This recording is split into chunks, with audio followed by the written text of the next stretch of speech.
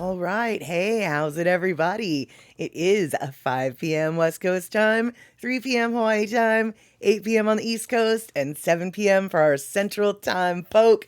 I am Nad Statter. This is Chatter with Statter, and we have got a couple folks coming on in real quick like. So we've got Rick in the house. Kulika, good to see you too. Darlene as well. We're letting everybody know here on the live stream that we've got the full 1080p broadcast with the gear. So if it's a little twitchy on your side, Twitch, be sure to, I don't know, fiddle with that thing that's probably right about here.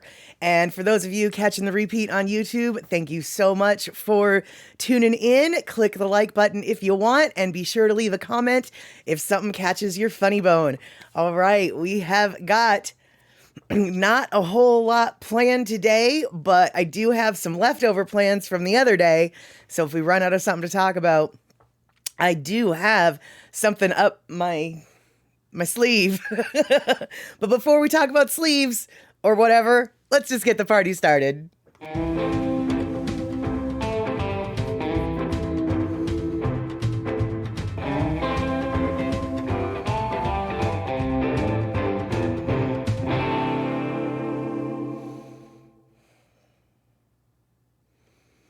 Alrighty, there we have it. Exactly, Darlene. What sleeve? Yes. I've got, but still, I have got it. Hey, Picola T, good to see you here today. All right, now, hey, Kulika, I can't remember exactly where you're located. So, if you are located in California, I hope that you are cozy and dry. If you're not located in California, well, I hope that you're cozy and dry too. But if you're in California, those folks definitely seem to need the most. That's right, Iowa. Okay, well, I hope you're cozy. How about that? You're probably dry. You might be snowy, but I hope you're cozy. I've been seeing some pictures and some videos from the cyclone bomb storms that are hitting California, and as much as I am a fan of rain, and as much as I think that California needs the rain, it is a little bit anxiety inducing to watch these weather channels and all of the streams that are all of the roads that are turning into waterways, basically. So yeah, I hope that all the California people who may or may not be lurking on the stream are cozy and dry, because even though you think your house, your road, your driveway, your yard is safe from flooding, water has a way to find itself in the strangest places that you never thought it would end up. So there we got it. And let's see here. Picola T, that's what you mean. You're going to be a lurking lure queen today. All right, you stay K, and that is wonderful. You're going to go ice fishing this weekend, huh, Kulika? Awesome. So what kind of ice do you go fishing for? It's not what I meant to ask. What I meant to ask was, what kind of fish do you catch when you go ice fishing? I, for some reason, want to guess walleye or perch, but I also know that I don't know anything about anything when it comes to those kind of fishies. So very curious. And Picola T, you got the booster shot yesterday. Tired, headache. Got it. That's why you're lurking. Yeah, I haven't gotten my booster yet, which is really a bad situation. There was a legitimate reason why I haven't gotten it yet, why I hadn't gotten it. Now, as far as yet, that's just out of laziness. But yeah, looks like Michael Anthony Smith is in the house. Fantastic. Good to see you here, Mr. Man. I hope that you can hang out for the most of the show, but I know that on the East Coast, it is a completely different time zone than where I'm at. And so if you have to go moi moi, no worries there, because honestly, going to bed early and staying cozy in your bed sounds like a wonderful thing. Can we just go take a nap right now? Speaking of staying in bed, oh my goodness, you guys, on Monday, was it Monday? Yeah, it was Monday. Okay, so as I was mentioning earlier, California is getting like some serious weather. Well, we got a little bit of that weather up here in the Pacific Northwest, not like what they got down there, but we had a windstorm, a rainstorm that was notable. But it was really notable in my neighborhood because a tree flew down. No, it didn't fly down. It fell down, and it took a bunch of the telephone wire pole holders, took it with them. So on Monday, I woke up to like a 57-degree house. It was so freezing. And of course, I wanted to turn the power on, but there was no power. And didn't end up getting power for like 18 hours. My cats and myself basically wanted to spend the entire day bundled up in the bed, but I eventually did have to go to work, which was good because they had electricity, which meant they had power. So that was all lovely. But yeah, Rick, 57 degrees in the house is kind of cold. And I'll be the first to admit, it was partially my fault because I keep my thermometer so low, my thermostat so low at night, to 65. But yeah, 65 is a lot warmer than 57. Yeah, exactly. Very easy on the heat bill. You know it. And yeah, 18 hours. I know, Picolati, telephone poles hold up the telephone wires, but are they electrical poles, I guess? I mean, I don't know. I just call all those poles telephone poles. But, the utility poles, there we go. How about that? The utility poles, that's what I was trying to say. But yeah, two utility poles got knocked down with the tree. And it took about 18 hours to get that all fixed and better. Luckily, right before I went to bed, the power did come back on. So the house did warm up a little bit before I was able to go to sleep. And yes, I kept my thermostat a lot higher that night than I normally do. Darlene, no, I didn't take the kitties into work. But when I did come home, they were cuddled on my bed honestly, they were cuddled so tightly together that it looked like, because they're both black, it looked like they were just one very small cat, actually. So, hey there, Elaine. Good to see you. Staying K, but you're still listening. Fantastic. Good. But yeah, the cats, they stayed with each other to keep themselves warm. Luckily, even though they're brother and sister, they do still love each other somehow. And so they aren't opposed to cuddling together for warmth. In fact, Dusty, the boy kitty, he is he's kind of rude, I guess, really, is what it really boils down to, because he's a cuddle bug. He wants to cuddle to keep himself warm and to keep you way too warm. And frankly, I don't think he cares if you want him there or not.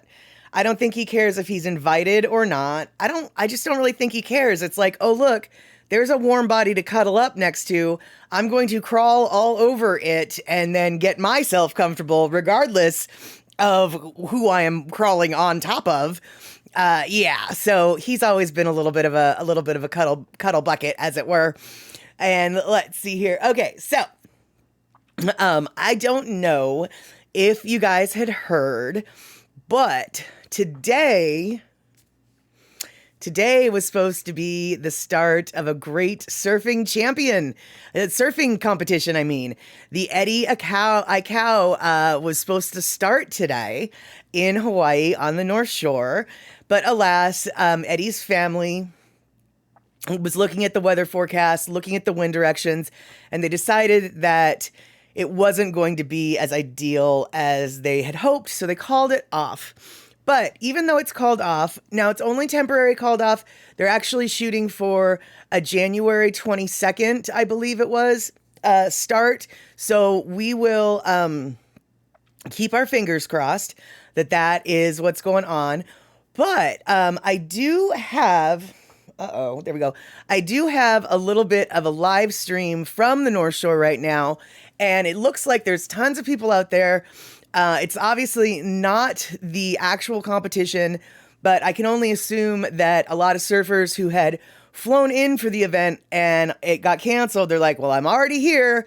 Might as well go surfing at the North Shore anyway.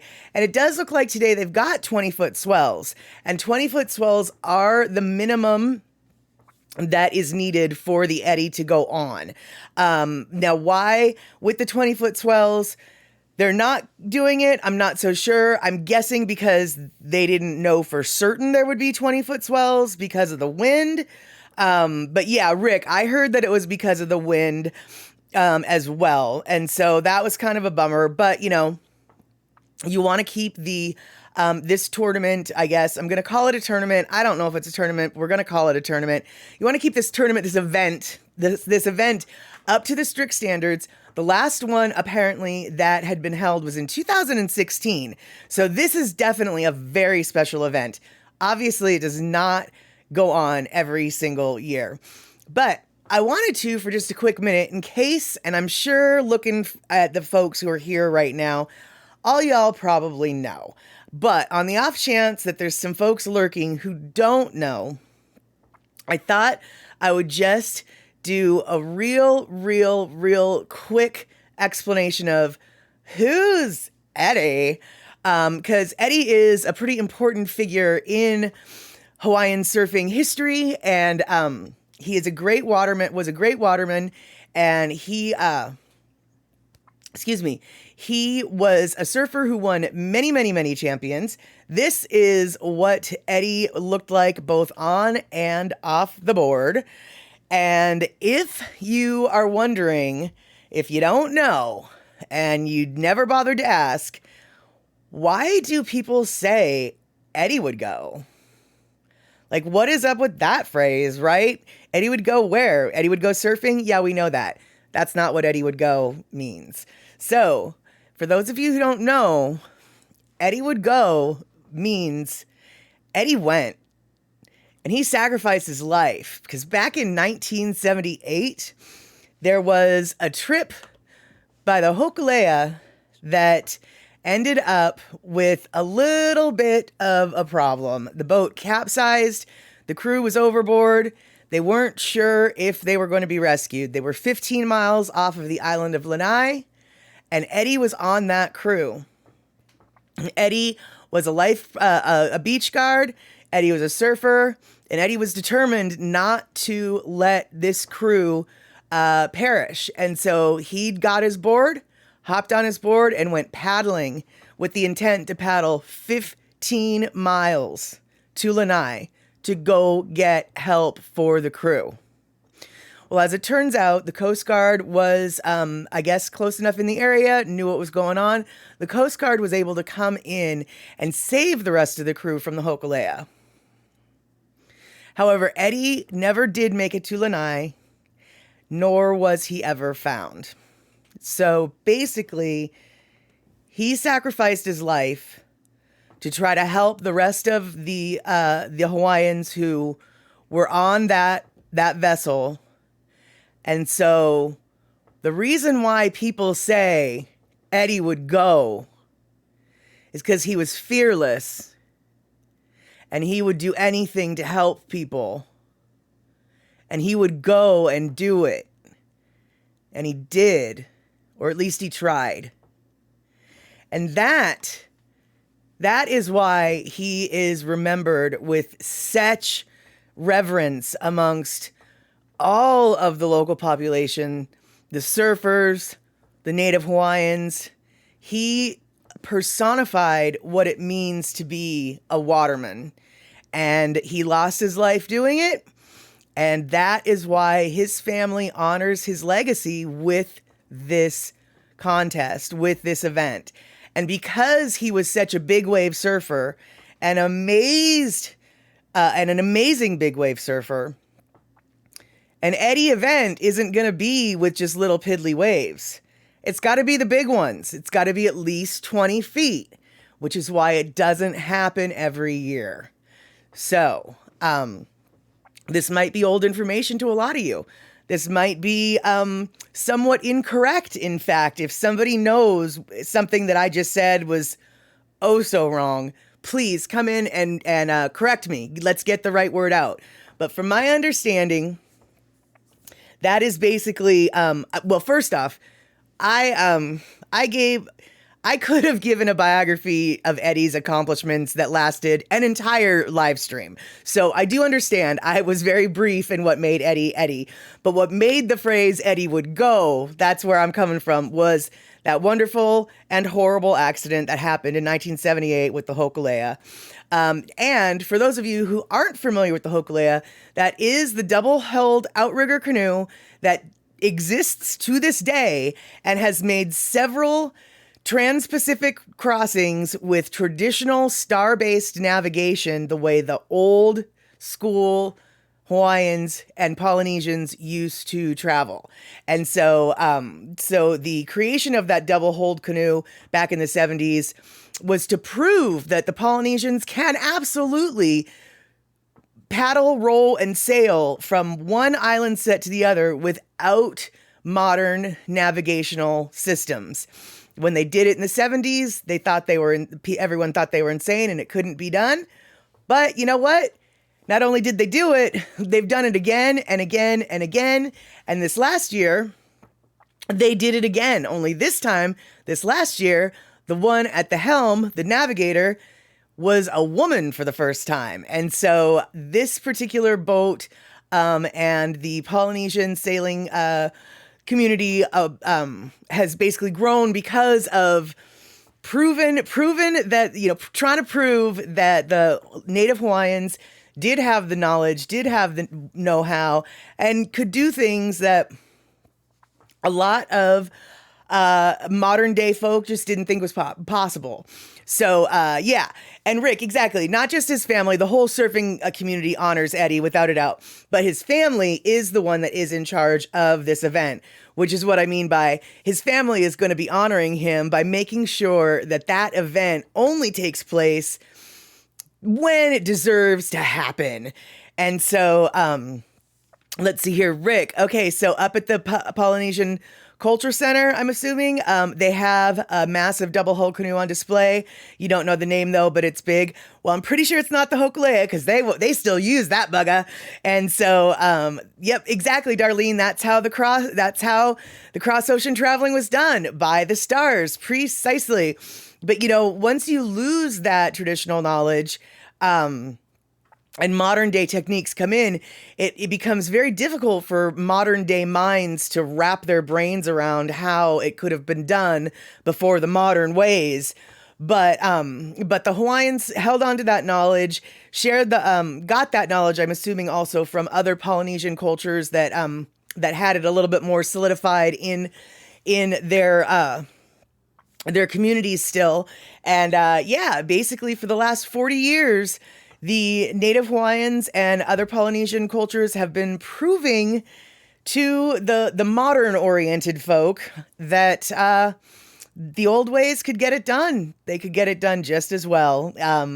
So there you have that. And so just wanted to share with you a little, sliver bit of history in regards to the Eddie event that isn't happening right now, but hopefully in the next couple of weeks will be happening. Now I've got a link or I've got a link to a YouTube page that is a live webcam on the North Shore right now. I don't know what's going on this webcam because I don't have it set. Actually, you know what? Here, maybe I can see what's going on. I don't have it set up, but I figured for just a couple minutes, we might want to see literally live action what is happening right now. Although it doesn't look too exciting, but let's for a couple minutes just watch this live cam from the North Shore and see what there is to see.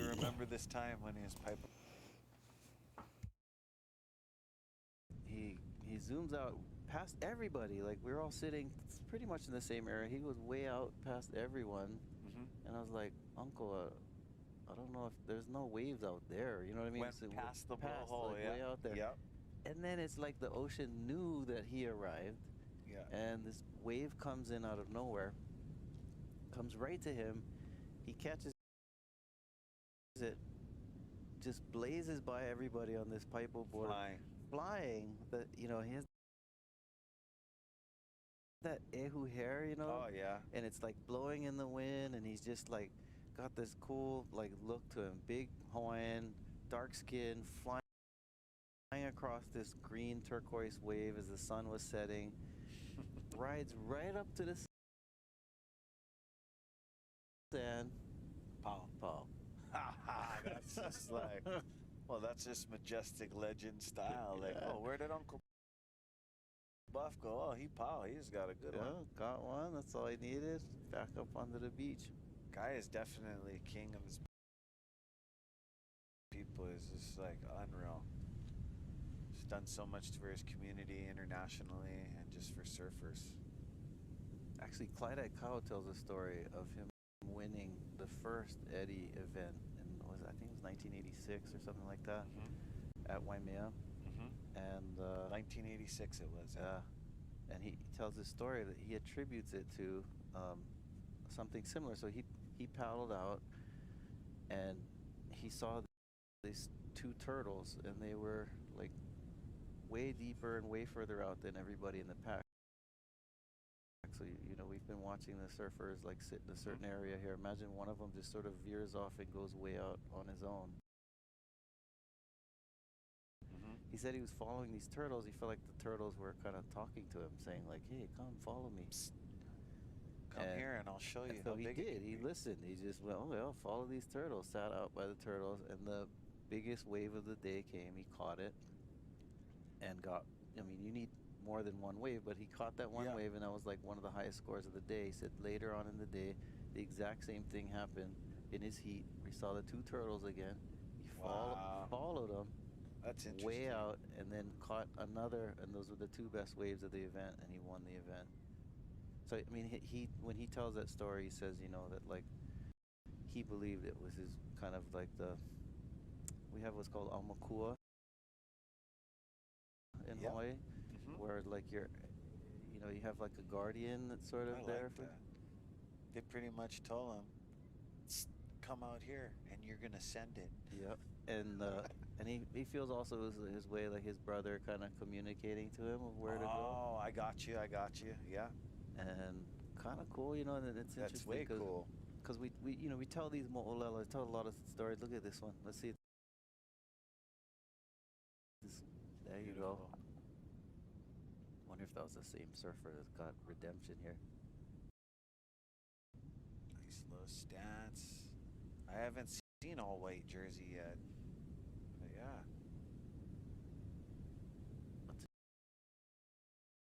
To me, those are like modern day mo'olelos. You know what I mean? Like, because sometimes you think, well, did that really happen? A lady calling the giant waves and smash, these stories that we hear, and the bird maiden, all that kind of stuff. But it is because there's so many signs and superstitions as a surfer. Right. There's so much stuff. And it's the way you interpret things, right? Anybody else could have been like, oh, I just got lucky and the wave came to me. But it's a very Hawaiian perception and perspective to have the way Clyde tells that story. It's well, like, he was noticing I followed these turtles, and that was my brother telling me where to go. So it's just kind of a mindset, kind of. Yep,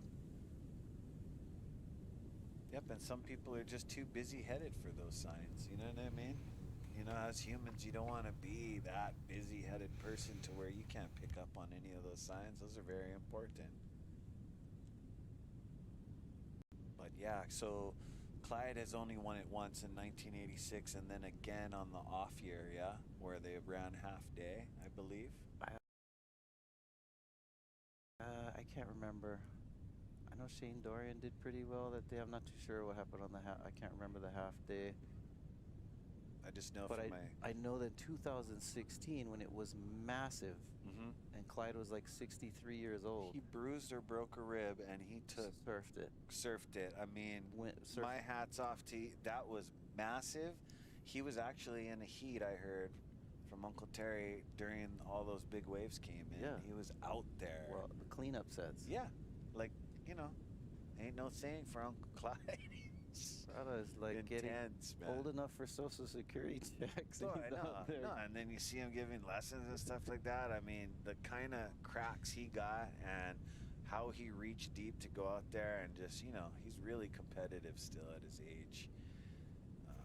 Wow, the endurance, the stamina. Which is something says something too about our sport, like that you can enjoy surfing till you're old person. Fountain You know what I mean? youth, Yeah, like you as see a pictures dad. of Duke Kahanamoku when he was in his 70s. Well, yeah, when he was old, I can't remember if it's late 60s or early 70s, but still out there surfing. Yeah.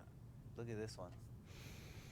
Oh, we just get better the longer we marinate in the water, and then by 3-hour warm up, you got to go home watch the kids already. But you're ready for rip by that point. Yeah, you guys are watching. All right, so let's see here. Hopefully I don't have an echo at this point. That just is a little bit fancy there. So yeah, that is the action that's going on the North Shore right now. Earlier today, it looked like the waves were a little bit bigger. So I'm not suggesting that the waves we saw right there were not big. They are big. They are big. But when I was watching earlier on that live stream, they did seem a smidge bigger. So it is probably a good idea. Obviously, I am not second guessing the Akal family as to whether or not the eddy was supposed to go on today. They chose not to. And I think looking at the wave conditions now, that might have been a very prudent move.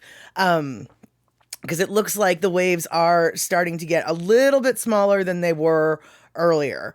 But like I said, that has nothing to do with, or I am not implying that those waves were tiny.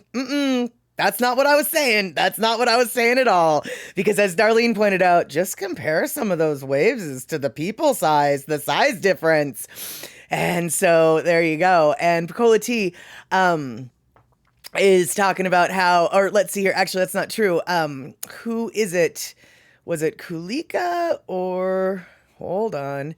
Yes, it was Kulika who mentioned that Captain Cook, I guess, made maps back in the day that were so accurate that they were used up until GPS took over. Wow, that is impressive. Now, I'm not suggesting like, woohoo, Captain Cook, big old fan, but I will give credit where credit is due, and that is very impressive, those maps, if they've been used that long. And let's see here. Picola T, I love it. When you were down in New Zealand, it was interesting to hear about Captain Cook's explorations around New Zealand. You had to smile to yourself silently, and you were thinking, and then the Hawaiians killed him. Yeah, exactly. Hee hee. So sorry for you, Captain Cook. So sorry for you. Hey, Malka, you are here in Colorado and you are here with us. So good to see you. We were just talking about how the eddy was supposed to go on to start today, but it did not. So I was helping folks remember just how and why eddy is super important to the surfing community. And, now we're talking about, Captain Cook, and I have to say, I'm sure I've said it before. I'll tell it to all y'all again. Growing up in Hawaii, you hear a lot about Captain Cook, and you hear a lot about Captain Cook with a lot of negative connotations. He was the bad guy in the story. He was the evil man. He was the person in the wrong. Period. End of story. That is who Captain Cook is. He's a bad person. This is sort of this is what you're learning when you're in Hawaii. Later on, moved to the mainland, I kept hearing about this sailor who, quote unquote, discovered all these lands and navigated this, navigated that.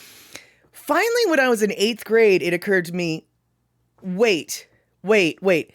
This Captain Cook sailor that you guys are talking about, who was the greatest sailor of all time, who, thanks to him and Captain Vancouver and blah, blah, blah, the Pacific Northwest and the Pacific Coast, and this wonderful, wonderful, wonderful Captain Cook.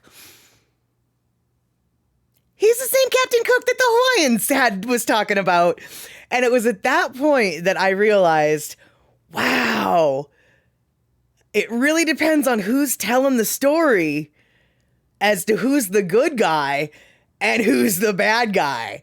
Because, for years I'd been told on the mainland, just this wonderful, amazing, British sailor who, were so thankful for all of the exploration that Captain Cook and blah, blah, blah.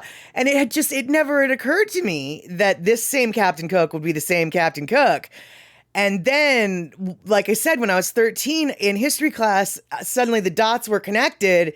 And boy, oh boy, that epiphany has stayed with me my entire life. In fact, I have to say, it's probably one of the most important things as a teenager that I figured out about the world and how it works, was just like, wow, man, it really depends on who's telling the story as to who the bad guy is and who the good guy is.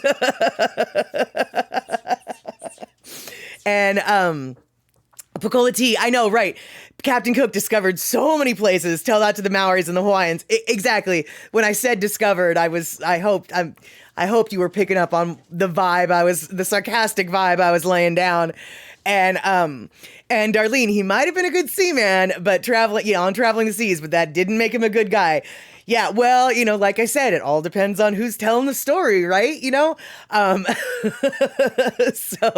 I kind of had to laugh, when I made that realization, because it's just like, wow, yeah, okay, two different points of view there. And hey, Malka, I know you're going to be traveling, or I don't know, but I'm assuming you're going to be traveling all over the Western states. So keep those pictures of you and your co-pilot Duke coming, because everybody loves to see your little pupper doggo Duke. And so I will happily share all the pictures that you've got of him, if you share them with me. So there you go. And let's see here. So, let's see here. Yep, exactly. Darlene wants to know, are you driving with Duke? Because like I said, everybody knows that dog is your co-pilot and everybody loves your little dog. Although I have to admit, I'm a little bit scared of your dog, because the reason why I'm scared of your dog is I bet you that if he licked my face, his breath would be stinky. He would just give stinky breath kisses the way most cute dogs give. Stinky breath kisses. That's the most dangerous part about your dog, I bet, is his stinky breath kisses. Which is the most dangerous part of most doggy dogs, by the way, is their stinky breath kisses. And let's see. So, what do we got going on today? I don't know. Oh, no. I don't know. I might not have done something I meant to do. Oops. Sorry about that, guys. So, what we're going to do while I find out if I did what I meant to do, we are maybe going to take a little drive, shall we? I've got a drive from my trip. Yeah, exactly, Rick. I was like, oh no, I don't know if I loaded a new Lono video to be watched, which is why I kind of am freaking out right now. So we might not have a Lono listening moment now that I think about it. Oh, hey, Darlene, am I excited about my friend's 50th birthday coming up? I am, and I'm not. Like, I am excited about going, but I don't like to go back to my hometown. I just have a mental block with it. So that's kind of annoying. But also, it occurred to me, oh, shoot. Thank you, Rick. Now we've got background music. But it occurred to me there, Darlene, that there's one or two people who might be at that party that, like, I don't really know if I want to see them or not.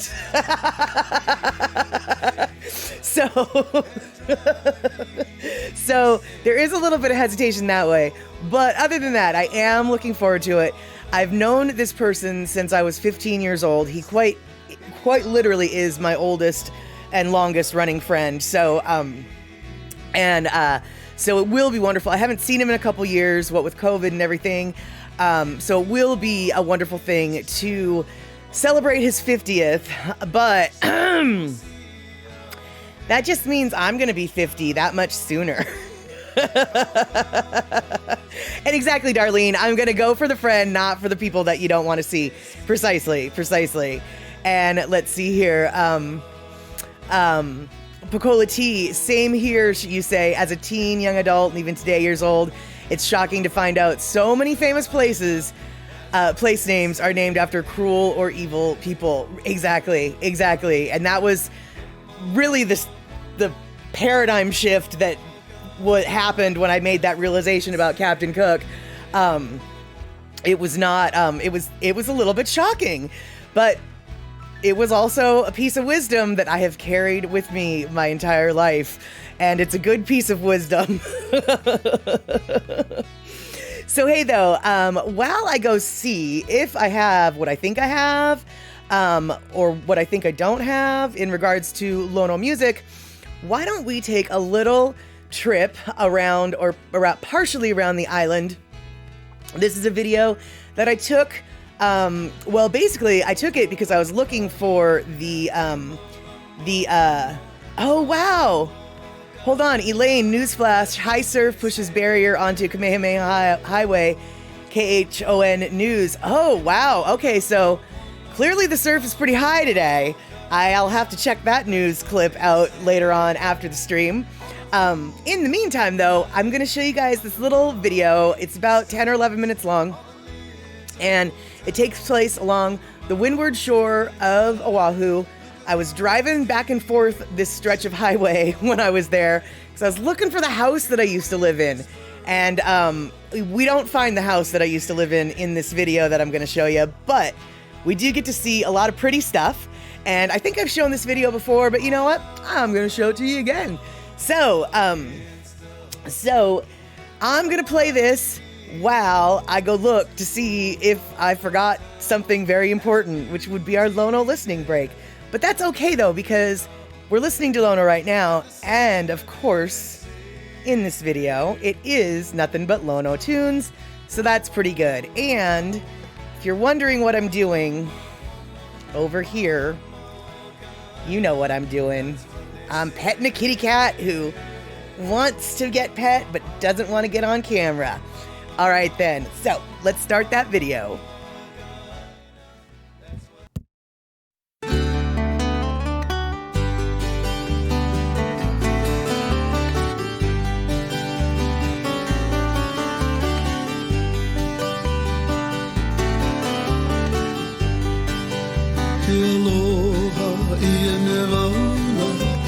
Aloha ku'ukua pi'i ka kela E moani ke he ala I ka poila Uhe uhene I ka rai o Iapua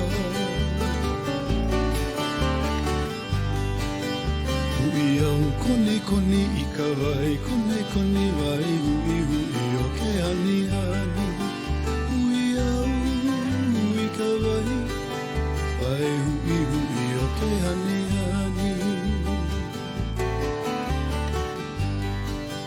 E aloha I ene wauna Aloha ku'ukua pi'i ka kela He moani ke he ala I ka poila Uhe uhene I ka rai o Iapua Hui au koni koni I ka rai Kone koni rai hui hui o ke ani ani Hui au I ka rai Wai hui hui o ke ani ani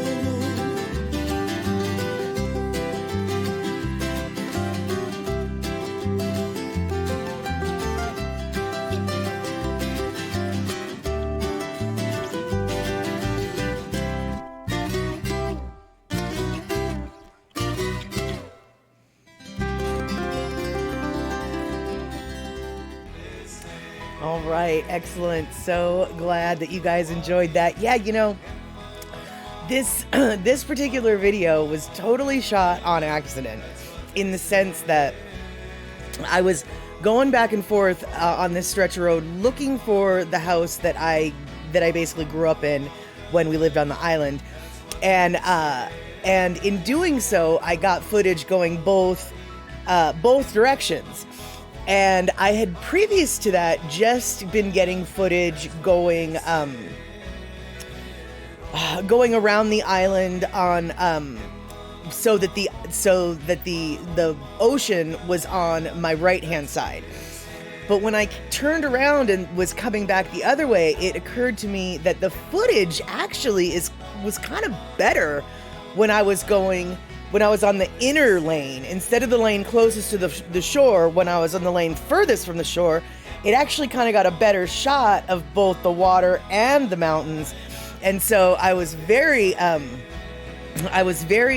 stoked when reviewing the footage, and it kind of inspired me to think backwards, and I think one of the video clips that I showed when I came back from the islands that was going in that direction where I'm from, on the inner lane, even brought up Bruce, was like, oh, it's never occurred to me to go that direction for filming, right? And so a little happy accident with that. I was, searching, but in my search, I found something that I didn't even know I was looking for. And let's see here.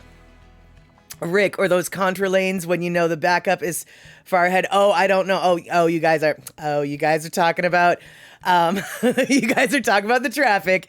Yes. Elaine, exactly. You have to grumble when the one traffic lane gets backed up. Oh, for sure. And in fact, I don't know how I lucked out. I guess it was because it was like 8 o'clock on a Sunday morning or something. But that particular set of footage, I don't know how I lucked out, but as you could see, there wasn't a lot of traffic on the road. Not in front of me. We weren't looking at the same Hyundai Elantra, the back of the Hyundai Elantra in front of us, for the whole thing. I was very excited that this footage was really sans traffic, not a lot of traffic, definitely no traffic jam. And, yeah, so super beautiful that way. Super stoked. Like I said, don't know how I lucked into it. Another thing I don't know how I lucked into. So this wasn't on the video, but, well, as you can see, I was around the Kahana area, right? So before I started shooting the video, I pulled over at Kahana Beach to get in the water for a minute. So I got in the water for a minute, did a little, hang out in the water, and then I took some pictures. And I don't have it, I wish, if I knew I was going to talk about this, I would have had it on hand. But I took some pictures, and one of the pictures that I took has a palm tree with those cliffs and the ocean all in one shot. And it's a great shot. It's one of my favorite shots. Well, just a few weeks ago, I was watching a Hawaiian news clip on YouTube, and apparently that particular stretch of beach is a little bit controversial right now because a lot of wedding photographers are taking their clients to that beach to stage wedding photos. But it's also a popular beach among the locals who actually live across the street from it. And these photographers are acting like they own the beach, telling people, you need to move out of the way. I'm trying to get this shot, blah, blah, blah. And they're kind of pissing the locals off. And so when they were talking about this on the news, they have this one shot and they're like, this is the magic shot. This is what every photographer is here for. Boom. The cliffs, the palm tree, and the ocean. The exact same shot that I took when I was there. And when I was there was only one other person on the beach. It was another local dude. Well, it was a local dude, because I'm not a local. It was a local dude in the water, and then me, a little bit further down the water, I was in the water. And those were the only two people on the entire beach when I was there. I am telling you, man, that particular day was nothing but blessings upon me. Now, the day before that day, was the day of the parade when I lost my my camera and the gimbal. I lost it off the 3rd floor of the garage down to the sidewalk below. So that day was not a blessed day. But I figure I all the blessings that I didn't get on that Saturday were saved up for me for that next Sunday. For that next day. Because that Saturday, I was definitely not blessed. Well, actually, you know what? I was blessed that Saturday because that camera and that gimbal flew off of the 3rd story balcony of the garage down to the sidewalk below where a parade was happening, and it didn't hit anyone. So, let me rephrase that. I was very blessed on Saturday. Very blessed. A little bit cursed, but very blessed as well. And yeah, exactly, Darlene. I remember that. Not funny, but a little bit funny. Exactly. Totally could have. It could have been really not funny. But since it didn't turn out to be really not funny, yeah, it's kind of funny. Oh, yeah, you could definitely think, I definitely think that this would be an appropriate time to throw down the haha emotes. Now, you guys, okay, so speaking of emotes, actually, Darlene, I still haven't gotten a new phone because it was my work phone that got ruined, and I didn't really want that work phone to begin with, so I haven't gotten a new phone yet, but I did get a new gimbal. Shh, don't tell my boss. And because now that it's on the internet, she'll never find out. But speaking of emotes, so as you know, I'm trying to get them to be able to bounce, right?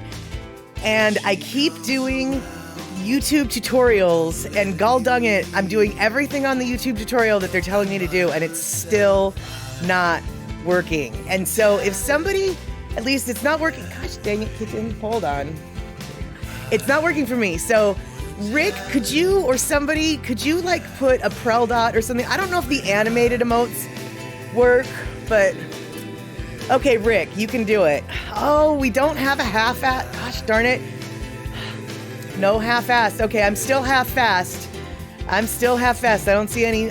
Do you guys see any dots going across my face? I don't see any dots going across my face. I don't see any half-fasts or plumerias going across my face. So I don't know why it doesn't work. Like, a whole lot of weirdness actually happened. I thought I set it up right, going through the things, but then like Streamlabs, who I guess is the one who has this thing, they completely redid their product. And so the night after I thought I set it up, I went to log into Streamlabs and it was a completely different interface and they didn't know who I was. So I thought, okay, well, maybe that's why it didn't work last stream. So I went and redid everything again and it's still not working. So I just don't, oh, there's my cat's ear. So I still don't know what I'm doing wrong, but I appreciate you guys trying to make it. So I appreciate it. You guys trying to force the issue. And, yeah, actually, Darlene, I'm on the verge. I like to try to figure stuff out myself, but this is clearly not working. And so I might have to check with Luke to see what is going on. And I have to say, I just don't understand. Like, all of the... You guys don't care, but I'm going to tell you anyway. All of the YouTube tutorials are pretty much identical. And all of them are saying that you need Streamlabs to do it, but you don't have to broadcast using Streamlabs. And I don't broadcast using Streamlabs. So I might, maybe next stream I'll stream using Streamlabs and I'll see if it works. But I don't really want to use Streamlabs, and now I'm whining. So yes, exactly, Darlene. It can be frustrating. And Pacola T, nice. I like your little your gold dung it. There you go. That's exactly it. Gold dung it. That is exactly the little curse word that I'll be putting with flying forks. That's right. That's right. Oh, and speaking of curse words and flying forks, this is a little bit of a gear switch here, but not really. Rick, Darlene, Rick, did you say gall dung it? What in the flying fork was number 7 doing the other night? Why did number 7 push that medic? That's right. After the stream, I went and watched the rest of the football game. Huh? What? Dude, yeah, I did. I went and watched the rest of the football game. The reason why I went and watched the rest of the football game was because the Seahawks getting into the playoffs depended upon the winner of that Green Bay / Lions game. And in the second half of that game, number 7 got ejected. And, yeah, I just have to wonder if maybe you guys were saying flying fork. What in the flying fork, gall dung it, was number 7 thinking by pushing a medic? I don't understand. Why did he do that? That seemed mean and unnecessary. Unnecessary roughness. So yeah, Rick, I saw one of your guys do a thing, and well, no, this wasn't an interception that got him kicked out. This was because somebody was hurt on the field. I think it was somebody from the other team. And so the medic came out to look at the injured player, and number 7 goes and shoves him. And then when the medic turns to go look at him and presumably say, "What'd you do that for?" one of the other teammates, whose number escapes me right now, kind of, chest bumps him, the medic for the other team. I just couldn't believe it. It was just like, what in the flying fork are you thinking, number 7? Yeah, clearly young and dumb. I couldn't believe how, looking at it from a roller derby perspective. Well, okay, so before he got kicked out, but after it happened, I was sitting there in the bar. I was like, dude, if that happened in roller derby, he would be kicked out right away. Like, that is unacceptable, egregious, unsportsmanlike conduct. Not okay. And everybody was just like, I don't know if he's gonna get kicked out. It was like, he better get kicked out. So I was very happy to see they got kicked out. Not because I was like trying to diss on him or his team or anything, but just because it was like, that was over the top. Like, you don't mess with the officials, and you sure as shirt don't mess with the medics. Come on, the medics. They might be there for you one day. I mean, maybe not the other team's medics, but still. And yeah, Rick, no worries. Seahawks made it. Now I can watch more football. Yeah, well, I'm glad you added the haha, because I'm fairly certain more football equals one more game. And they'll lose, and then they'll be out. Because that, my friends, is how the Seahawks roll. Yeah, we made it to the playoffs, and now we're done. Now we're done. We made it, and now we're out. So hopefully they will beat the 49ers next game. But yeah, I don't expect them to. And yeah, Darlene, they really weren't on their best behavior and did not represent a good picture of the Packers. They really needed to be reminded, boys, everyone is watching. This is a very important game. Your actions reflect upon all of us. I mean, like, seriously. I know you're grown men, but I have to talk to you like you're 7. Oh, 7. His number was 7. I didn't mean that, but whatever. Yeah. So there we have it. Yeah. I couldn't believe what I saw, pretty much. I mean, come on. Every athlete knows. Just don't mess with the medics. So I don't know when the next time it is the Seahawks are going to be playing. I do know that they're going to be playing the 49ers. And then if they beat the 49ers, I think they're going to play the Eagles, which is Philadelphia. And if if they beat the 49ers, I'm 99.9% sure the Eagles will beat the Seahawks. So, because if the records have any indication over which team is, just a little bit better, I'm going to go out on a limb and say that the Eagles are a little bit better than the Seahawks this season. So, let's see here.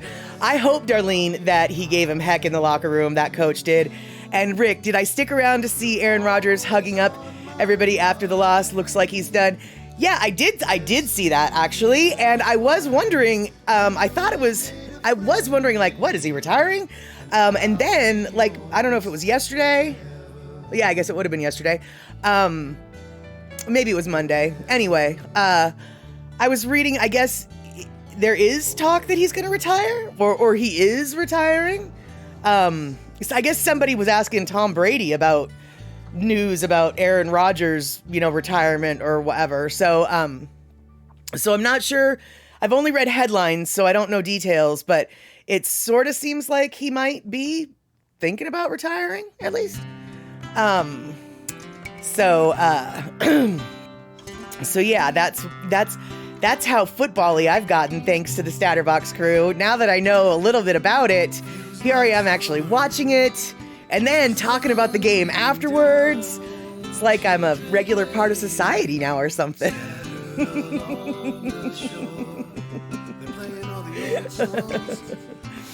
And, okay, so Darlene's come in with a maybe. He says he needs to think on the future. Again, went down this path not too long ago. Got it. So Darlene, what I'm reading between the headlines and what you just said is he's going to do a Tom Brady. Oh yeah, I'm going to retire. And then he doesn't. And then he says he's going to retire. And then he doesn't. And then he says he's going to retire. And then he doesn't. So that's probably what's going to happen, which is probably why they asked Tom Brady about what he thought of his retirement plans, because they're probably going to be the same. And Rick, you're more focused on the Mega Millions right now. Rodgers can figure it out by himself. Gotcha. Okay, eMusic, every season he talks about retiring. Okay, so it's making more and more sense now why they were asking Tom Brady what they thought of what they thought of Aaron Rodgers' retirement talk. Got it. Because they're two peas in a pod. All right, so that makes sense. Okay, so I don't honestly know if what I did worked. So I guess it'll be sort of a black hat session tonight in a certain way. We already know that the emotes don't work. Now let's find out whether or not we're going to have a Lono listening break. We might, or we might not. Let's find out, shall we? In honor of Hanani Apoliona Kukui Ohivai.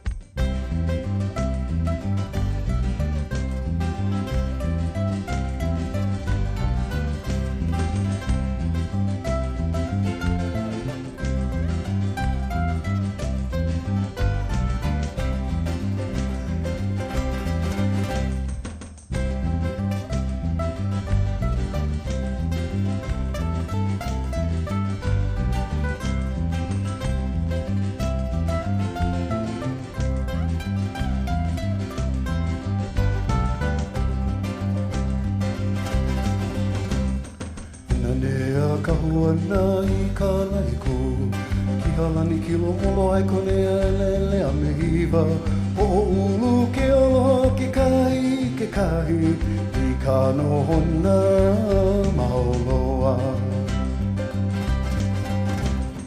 E ka kamakani o la kona I ka po anua ka lahina kau Ho'olo he mai ke kani o iauka Ina leo hone o na manu I ka ke E mele aina ke ia Rona aku aloha Ake aku amalama ki ai E ola ka inoa e kukui o ki ai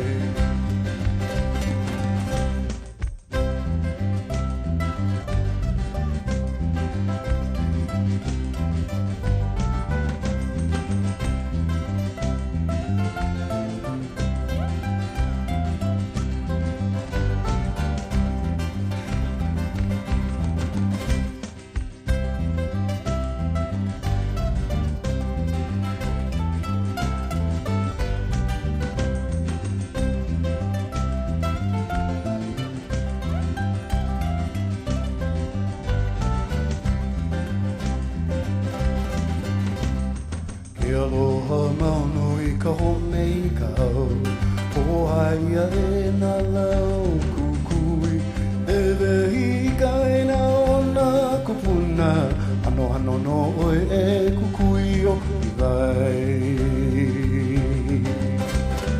E pele aina ke ia Ona aku aloha Ke aku amalama ki ai E ola ka inoa e kukui o vai E mau ke aloha I a kukui o vai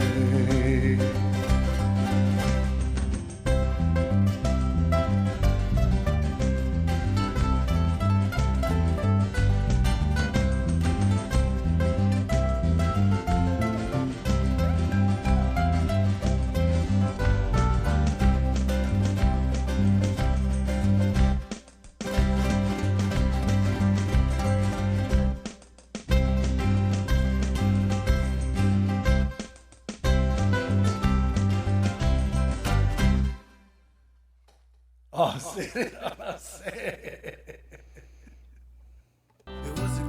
All right. Looks like it was successful.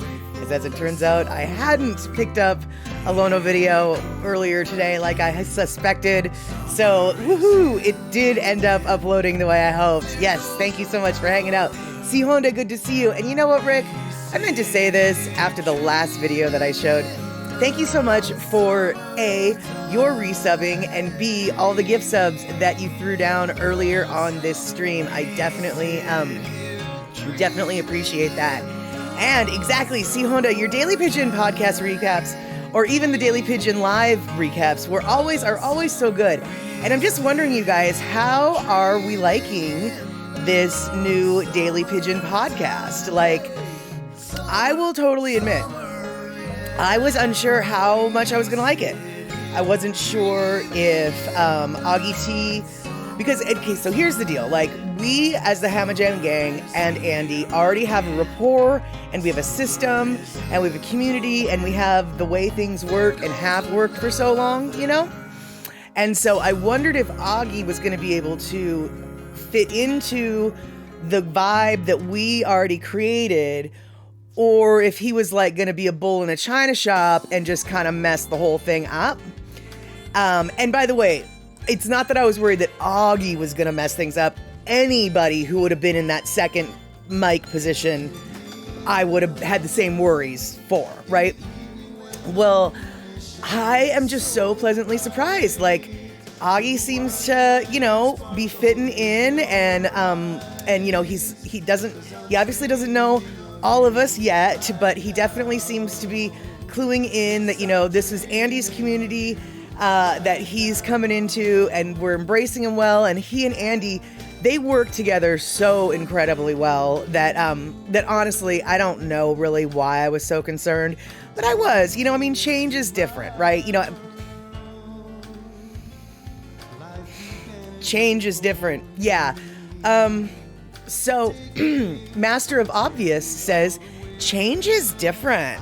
Yeah, we know that. Anyway, but every change can be a little bit uncomfortable, or might be a little uncomfortable, right? So Darlene, true, but Augie seems to fit right in. Exactly. Not exactly the same, but change does keep things interesting. And yeah, he, like it or not, he will get to know us.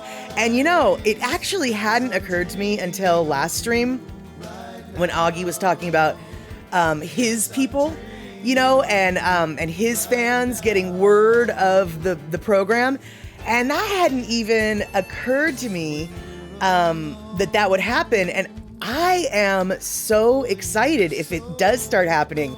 Like if all these new faces start popping in, that the Hamajang gang is just like, who's that? And it's like, I'm one of Augie's peeps. And it's just like, oh, come on in. And so I'm actually really I hope that Augie's people, Augie's fan base start to become aware of this podcast that Augie is on and starts to join all of us, all the Hamajang gang for the broadcast, because the more the merrier, right? And so, okay, so C Honda, you had your concerns too, right? I mean, I feel like in e-music, yeah, change can be a little unsettling, right? So yeah, seems like we all were like a little bit like, am I gonna like this? And it's like, oh, try it, you'll like it. And it's like, I don't know if I want to try it. Am I gonna like it?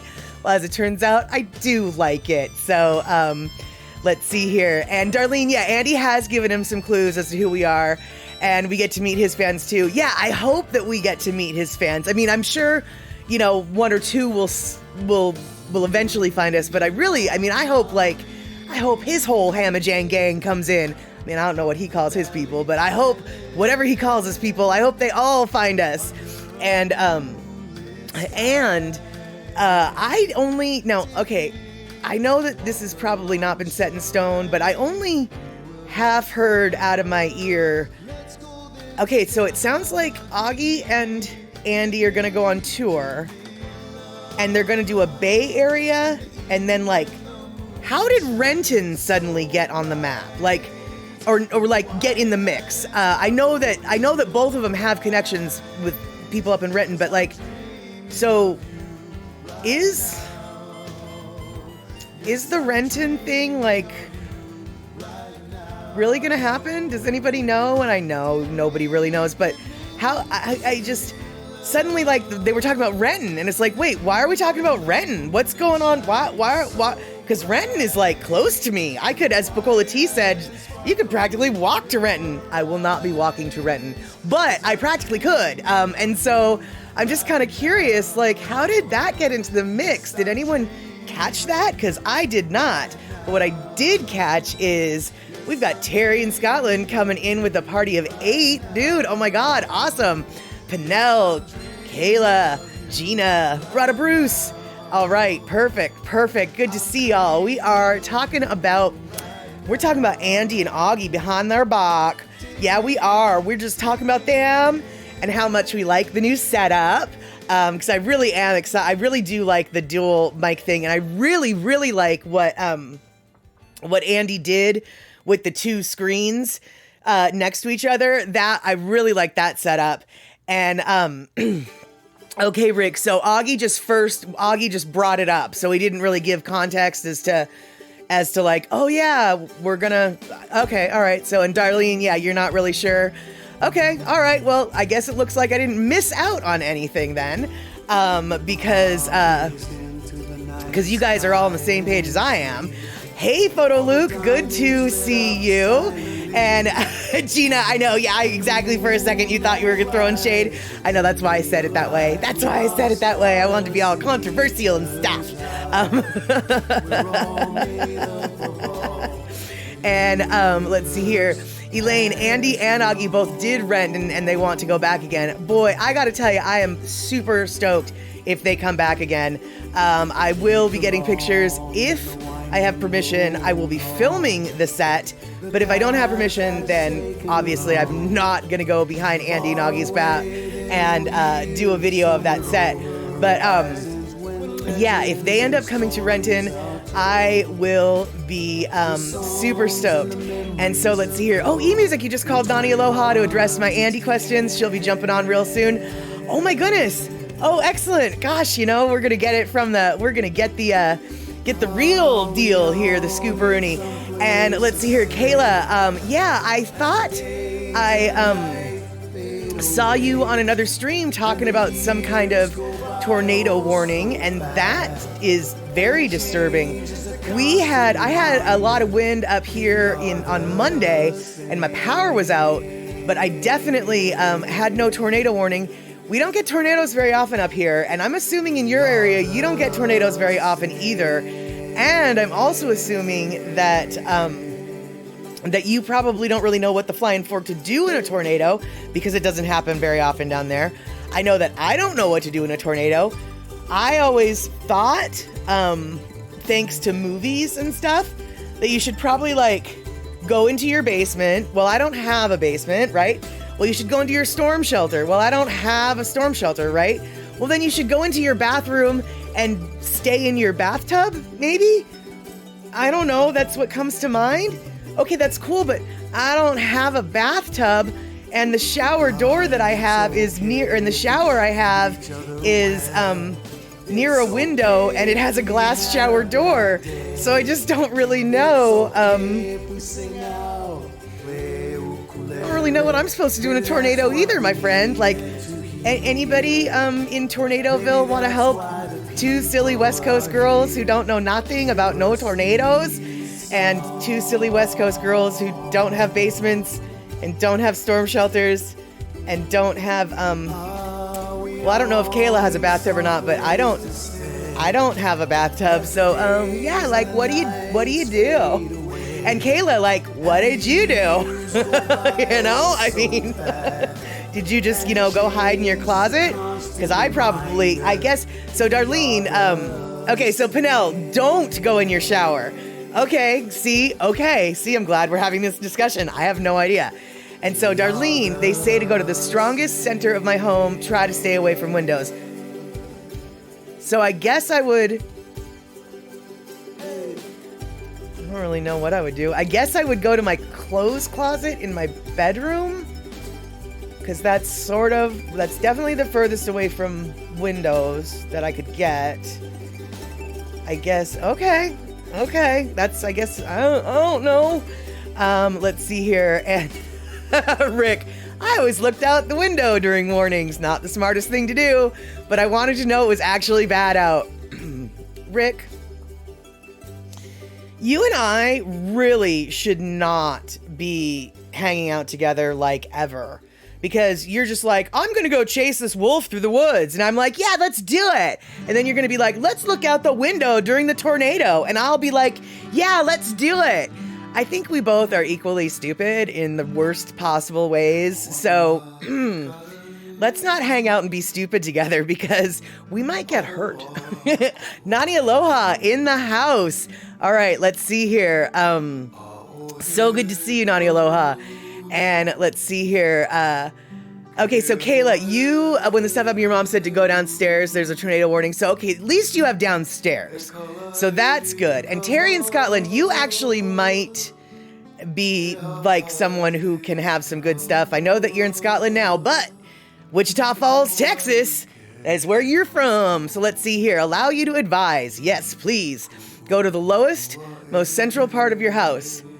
Open all your windows so the sudden change in atmospheric pressure doesn't explode your house. I had no idea about the windows. Okay, see, this is, I'm really glad we're having this conversation. Really glad we're having this conversation. Kulika, interior, small enclosed room, closet works, but I'm with Rick. Yeah, I think the closet is gonna be the best guess. So yeah, the best guess that I've got, the best option that I've got. And Photo Luke, yeah, you'd freak out too, not sure what to do about tornadoes. Yeah, exactly. I mean, what do you do? And that missile attack launch to Hawaii that didn't happen, but y'all got that word for. Honestly, I don't even know. I mean, I would have been, well, actually, you know what? You know what would have happened? I would have been on the toilet with fear runs, as it were. My bowels would liquefy, basically. And I'd probably just be sitting on the toilet when the missile came, because it's just like, oh my God. Yeah, there we go. And I'm so annoyed that missile launch notification was sent out. It just I cannot imagine the fear that must have been running through everyone's veins on the islands who got that message. And so let's see here. Yeah, exactly, Picola T. Exploding houses. Doesn't sound like a good idea. Thomas the Turtle, thank you so much for subscribing and coming on in tonight. And so we're talking about what people like me and Kayla, people on the West Coast who aren't familiar with tornadoes, like, we don't know what to do. And so people like Terry, who used to live in Texas, he's telling us that our house is like a bubble. And so it could pop in a tornado unless we open our windows. So that is very good to know.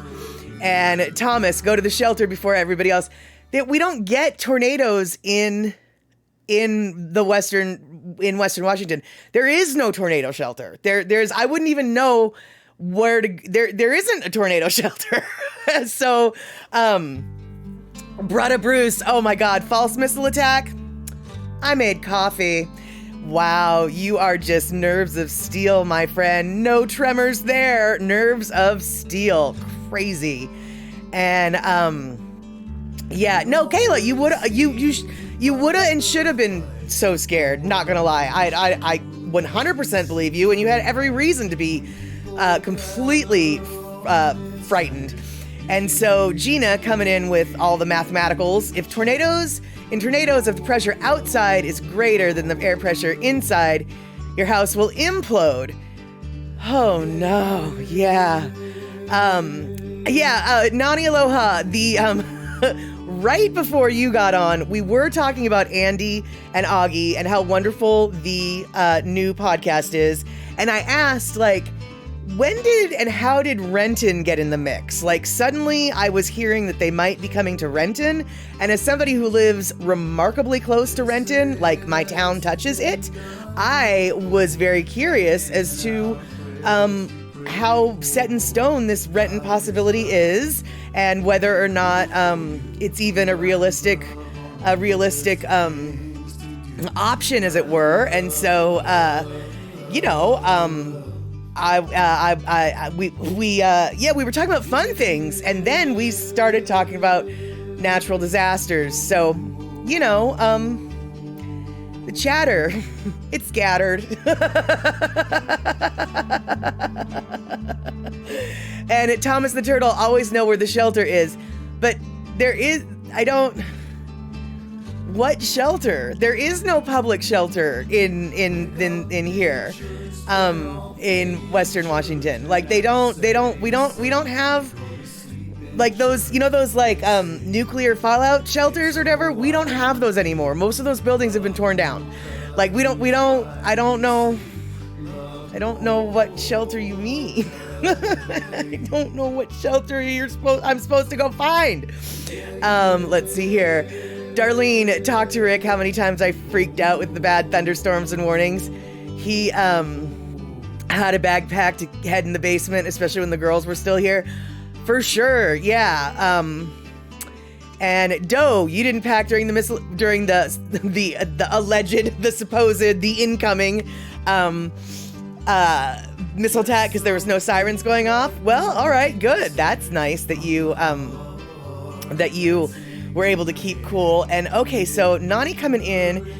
Yeah, Andy will very likely have a Renton date on his mainland tour that starts in May. So, okay, May. That's the key. That was sort of one of the details that I didn't know.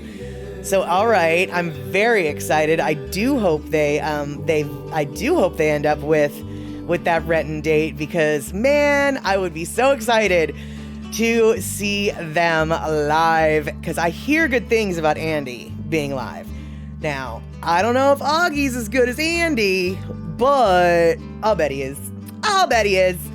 And let's see here. So, Terry in Scotland, a tornado hit Wichita Falls in 1964.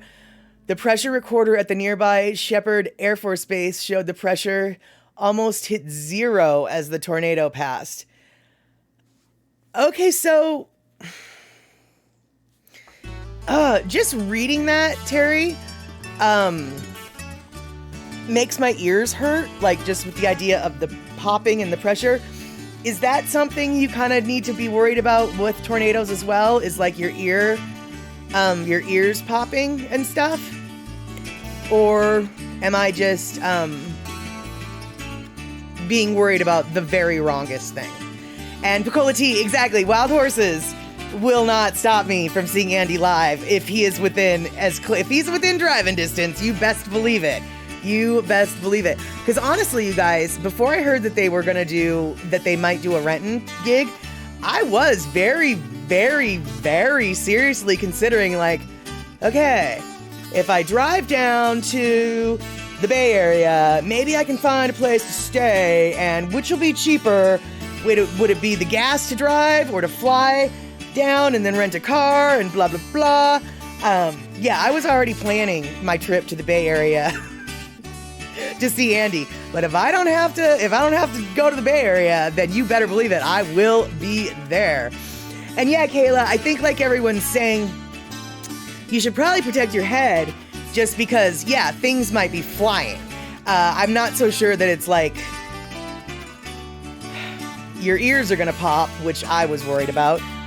But I still am curious if your ears pop during a tornado, which is probably one of the strangest, most inconsequential questions you could possibly have about a tornado, but I'm still wondering.